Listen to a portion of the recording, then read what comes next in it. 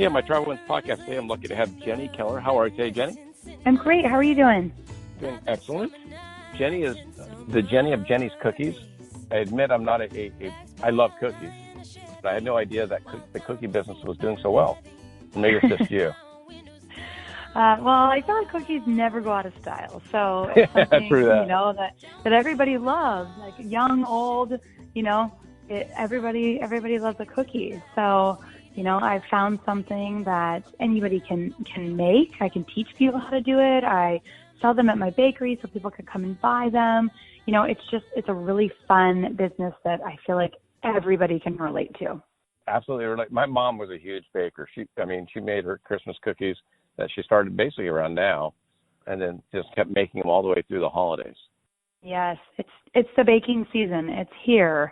This is my favorite time of year because, we don't need any excuse to eat all the holiday treats, Exactly. It's that time. And so I get really excited once summer's over and I can start baking all of the, first it's Halloween treats and then it's Thanksgiving treats and then it's Christmas treats. And, even in January, it doesn't end for me. I mean, we, with the bake shop, we actually do a really fun Breakfast of Champions menu, and we make all of our cookies look like eggs and breakfast foods, like waffles and pancakes and all the things. And so even though everybody's trying to go on a diet, they're just too cute to resist. So they still eat cookies even they have to. Even when they shouldn't be.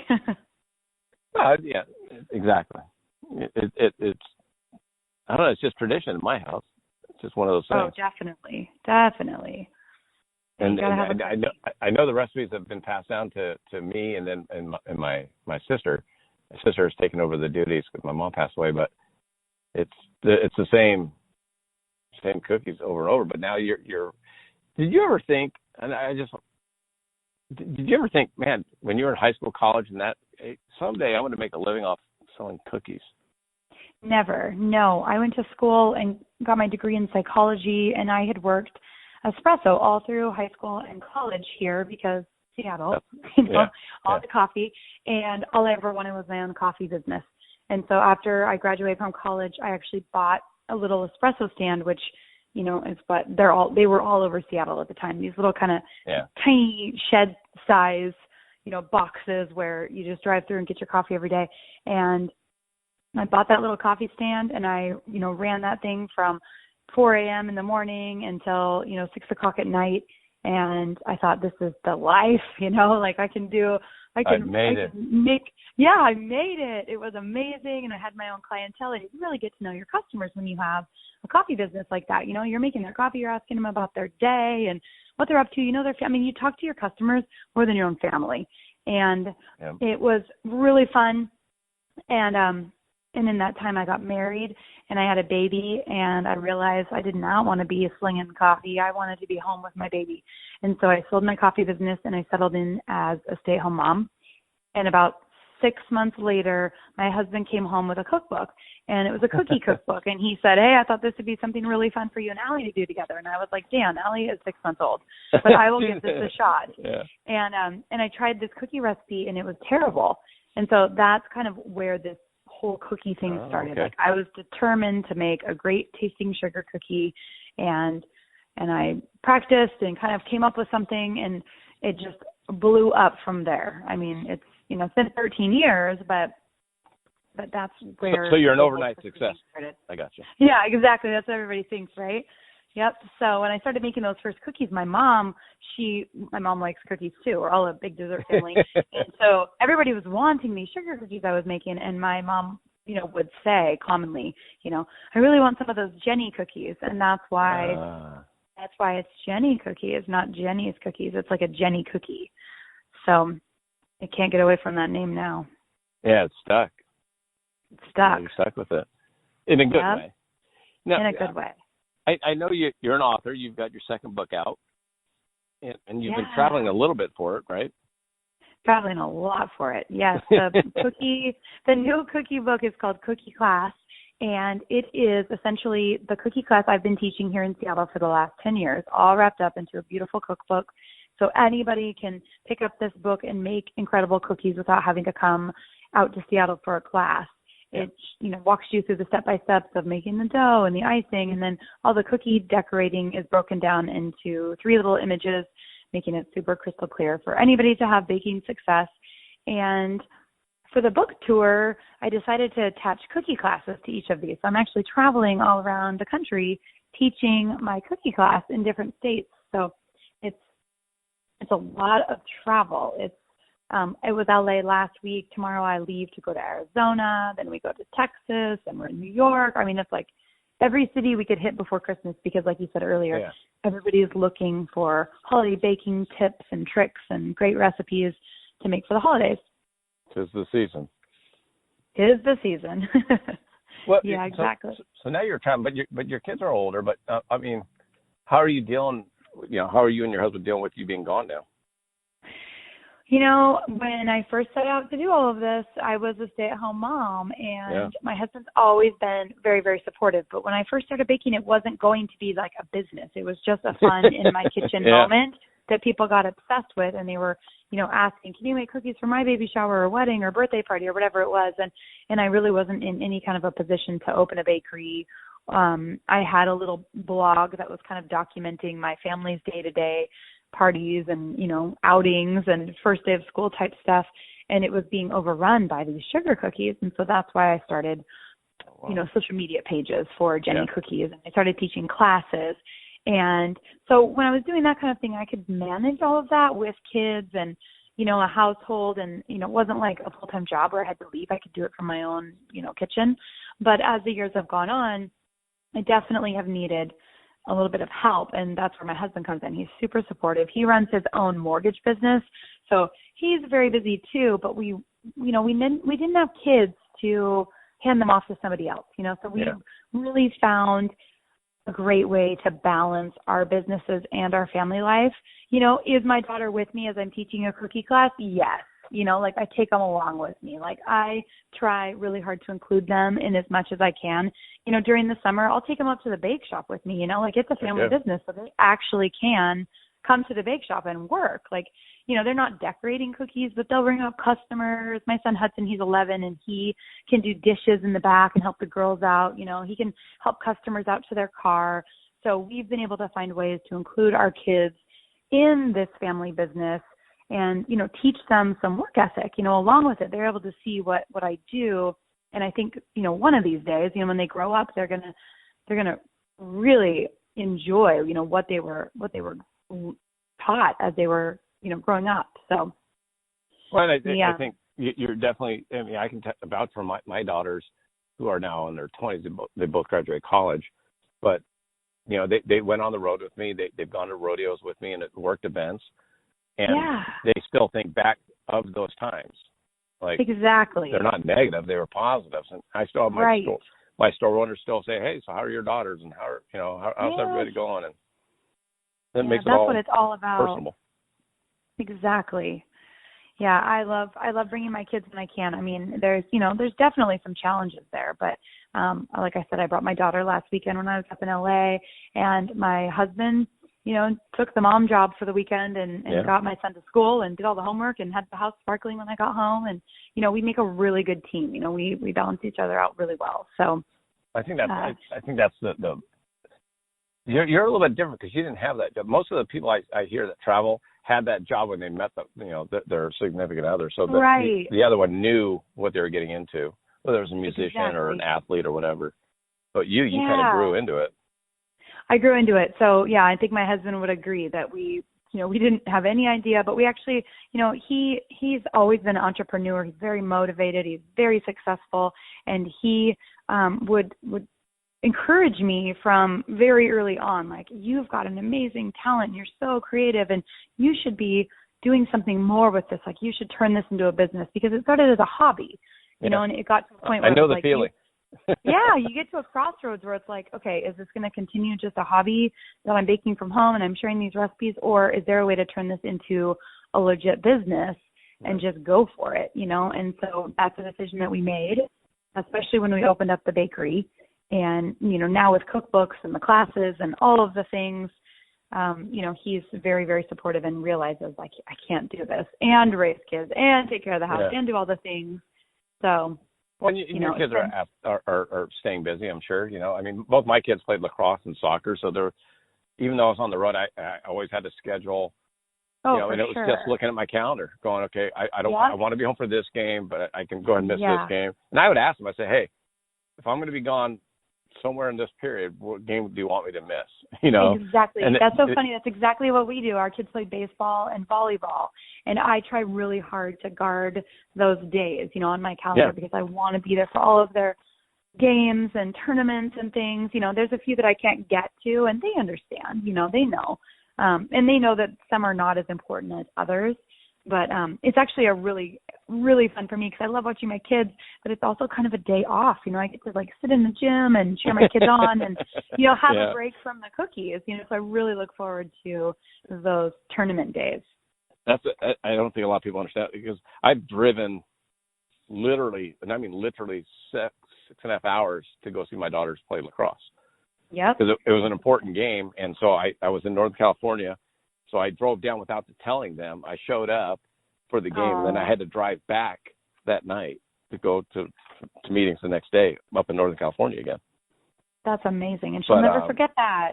Yeah, and I think that's just looking at your calendars and kind of prioritize. I think business travelers have to prioritize better than people that have the same schedule Monday through Friday. Oh yeah, I live by my calendar. Yeah. I have to have it on my iPhone calendar. I have to have it on my computer calendar. I have to have it on a full written calendar. I need to see it everywhere. I'm all about the calendar, But that's that's how you get everything done. Having the lists and the how you don't upset people. Exactly. Especially and we have one of the things I do at home now is I have a dry erase board calendar. Oh, nice. So I update it every 2 weeks. So, we'll put the doctor's appointments, dentist appointments, and all this stuff on the calendar. Yeah. And then my wife will go, I didn't know you were going out of town. I go, no. It was on the calendar. It's been on the calendar for 3 weeks. Yep. Damn it, I didn't look. I'm like, all right. Yep. I think the kids really enjoy that too because they can see what's coming up, so it's not a surprise to them. Like, oh, my mom's going to be in Texas next week. It's been up there. They know. They're prepared. It's not a surprise. Exactly. That's exactly right. What do you enjoy about traveling, and what do you not enjoy about business travel? Gosh, I really love to travel to places I've never been. I mean, because I travel for work, I really try to find a few hours in the trip to go do something fun, and make it a little bit of an escape from a day-to-day here in Seattle. And I usually travel with my photographer or somebody that works with me, so that makes travel a lot more fun when you have somebody. I mean, everything's more fun with a friend, right? And so I think that the two of us, or however many I'm traveling with, I want them to also enjoy our time away. So I think that getting to explore a new city is always very exciting. I love meeting the people that come to the cookie classes. When I do these cookie classes on the road, these women and a few men have been following along on, my website, my social media for so many years that a lot of them, I've seen their names, I've seen their comments, I've read their messages, and it's really, really cool to be able to attach a person with a name, and have them come up to you and, introduce themselves and kind of form that relationship. It's really, really neat that something, as silly as a sugar cookie has made this relationship happen, and they're last weekend, for example, I had women that had driven 3.5 hours up in Northern California down to Santa Monica to take the cookie class. So it's really cool to meet the people that have followed along. These are your people. And the thing I don't love is the actual, the packing and the unpacking and the very worst part is getting onto the airplane, because when I travel for these classes or TV segments or whatever the activity is, I have to bring cookies. And so I'm lugging bags and bags of sugar cookies and icing and decorating tips through the airport. And the way I don't even want to hear it, Jenny. I got so jealous that you've never been on one of my flights when I saw that you just handed out I know several hundred cookies to passengers. Yes. I was like, how come you can't be on my plane? I know. So last weekend I was able to give out cookies on my Alaska Airlines flight. I love Alaska Airlines. I fly with them everywhere, every time I can. They're truly the best. And I was able to partner with them on this big cookie give I've been doing in Seattle all of October, just handing out cookies to people in thankless jobs, in, people that just need a little bit of recognition, and kind of going up to them saying, hey, I see you. Thank you for what you do for our community, or in your community, or in your school, or like the, military wives, teachers, police. Sure. Everybody needs a cookie, right? And just people, construction workers on the street. I'm rolling my window down and handing out cookies. And in Alaska said, hey, we love what you're doing, and let me pass out cookies to all the passengers. So it was really fun. I got to be like a cookie flight attendant for the day and handed out cookies to all the passengers. It looked awesome. They loved it. They loved it. I mean, wouldn't you love it if you were on a flight and somebody handed you a buttercream decorated sugar cookie? I'm gonna tell you my next flight. I'm going to Denver in January. Okay. When I get the flight details, I'll let you know, and you can just be on that flight and hand me out cookies. All right, Alaska Air going to Denver. Let's make it happen. Exactly. Well, and for my listeners that aren't big up on the cookie industry, your fans are crazy in a good way. Yeah, I mean, I saw the one signing. You had, it looked like 200-300 people in line to get autographs on it. I mean, I know, it's kind of crazy. It is. I mean, it's cool. It is really cool. I'm very, very flattered by, this tribe of, like I said, mostly women. There's a few men in there that come out and they support, and they want pictures, and they want to eat cookies, and they want their book signed. And, my classes sell out in a few hours. Like, it's crazy, but it just goes to show all the fun we have. Everybody wants to be a part of it. Well, yeah, and if any of my listeners, and I'll make sure to include your Instagram and all that, but you seem to have a lot of fun on your Instagram page. I do have a lot of fun. I think that work should always be a lot of fun. When I decide what kind of, jobs I'm going to do or opportunities I'm going to take, I look at it from three ways. Is it going to be good for my business? Is it going to be fun? And is it going to make me some money? And I have to have 2 out of the 3. Yeah. So it's got to be fun, and it's got to be good for my business, or it's got to make me some money, and it's got to be fun, So I try to find those. Sometimes it's good for your business and it makes you money and it's not that fun. And so I don't like to make those decisions, but those are my 3 kind of standards there. You got to have 2 out of the 3. Yeah. I like that a lot. I'm gonna that'll be part of the mantra on this episode. That's what I try to do, is always get little tidbits from people. I mean that's actually really great. I like that. That's the 3 things you look for. Yeah, got to be 2 out of the 3. Sometimes it might not be your favorite thing, but this is a business owner. Sometimes you got to do what you got to do. But I think those, if you could pick 2 out of the 3, it's worth it. Yeah, and I think for me, I always tell people I drive for a living and I do appointments in between because I'm in California. Yeah, so, for sure. This morning was 3 hours and 30. About 3 hours and 20 minutes for a 120-mile drive. Oh, so yeah. A 120-mile drive should be 2 hours. So I had an hour and 20 minutes of traffic. All right. I was just in L.A. and the traffic was truly terrible. Yeah. But, and today was a little worse with an accident. Yeah. But, exactly. We all have our burdens to bear. And I've had so many worse jobs. And that's, I'm sure you're not waking up at 4 a.m, or having to be open at 4 a.m. anymore. Right. Like the espresso. I don't have to get up that early anymore. Yeah, there's goods and bads with most positions. Right. What do you see, like when you travel, are like, let's say your next flight's to Phoenix. Right. How do you fill your time? Are you listening to music? Are you doing work stuff? Are you watching a movie? Are you reading a book?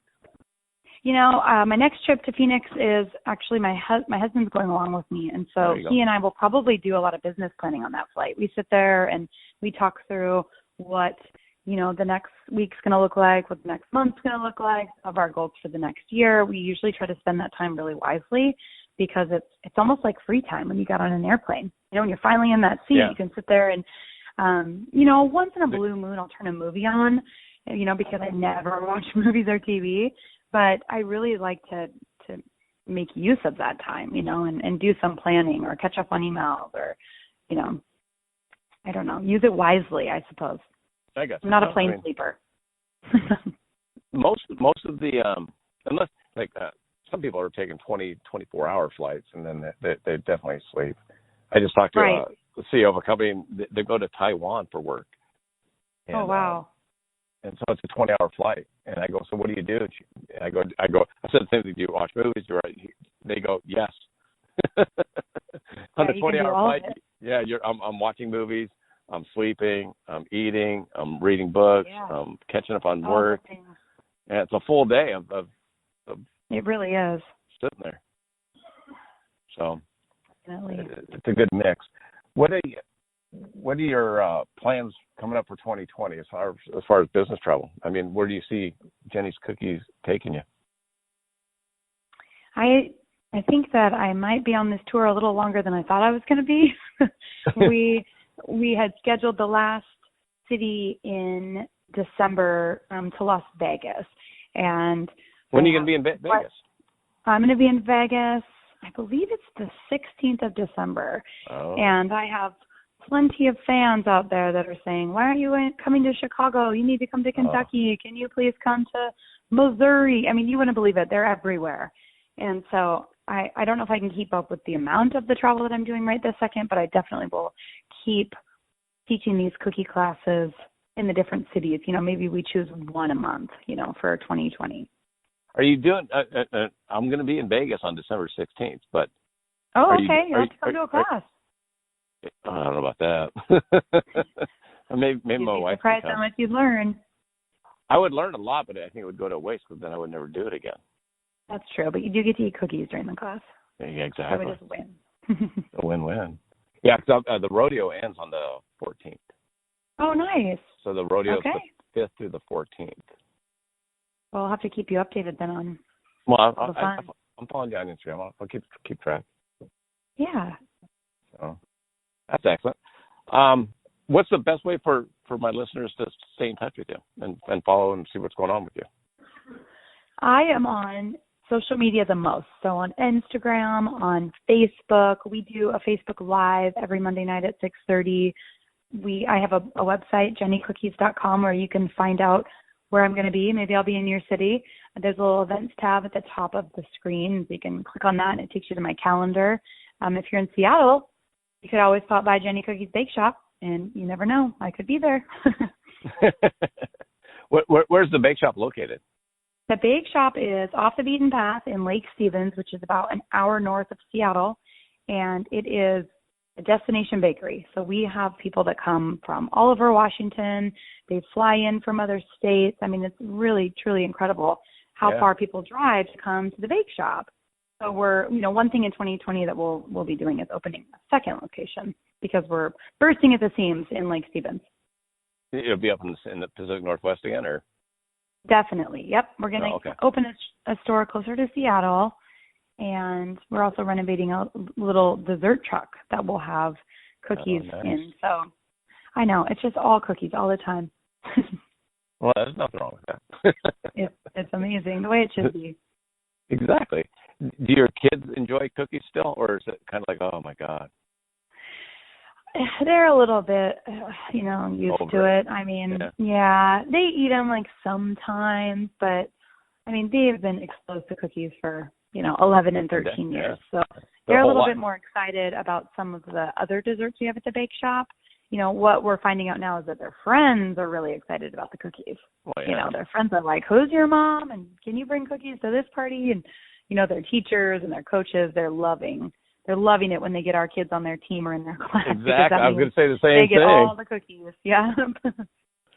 There's a guy, he owns 4 or 5 little local restaurants, and his son was the same age as my daughter. So we were like, all the school events were awesome because he would cater. Oh yeah, that's amazing. It was the same thing. I'm sure the people are. You're right. I'm sure all your team moms and all that are ecstatic with you. Oh, yeah. My daughter almost played for a different volleyball team this season, and all the moms were like, no, you can't leave our team. So, yeah. Well, I've had several pro volleyball players on my podcast. Oh, really? That's cool. Yeah, I've had Casey Patterson was on the Olympics for the beach volleyball. That's really neat. If your daughter stays with it, they travel. He did over 100,000 miles of flying this year. Wow. For volleyball. He's in Qatar right now in a tournament. Wow, that's incredible. So he's been to Brazil this year. I think it was Brazil, China, Taiwan, Italy, Greece, Qatar, and then all the way around the States.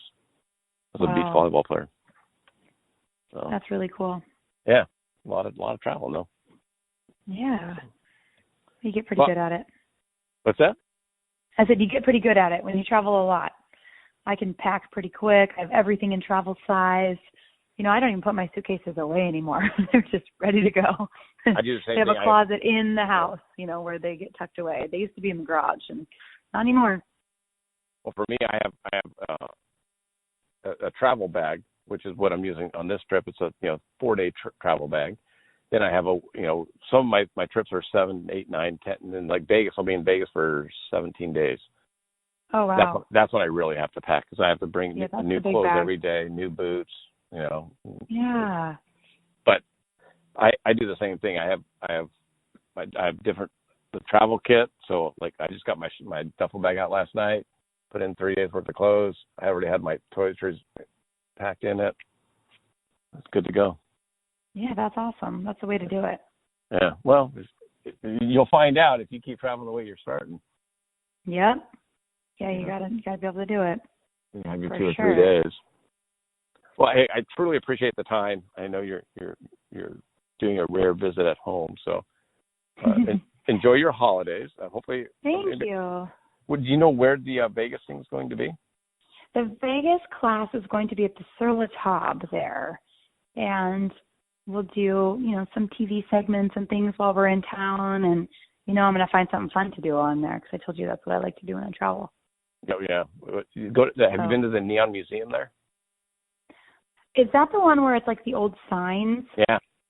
That is what I want to do. That's exactly what I want to do on there. Go visit that. It's like the sign graveyard or something. Yeah, it's right on the strip.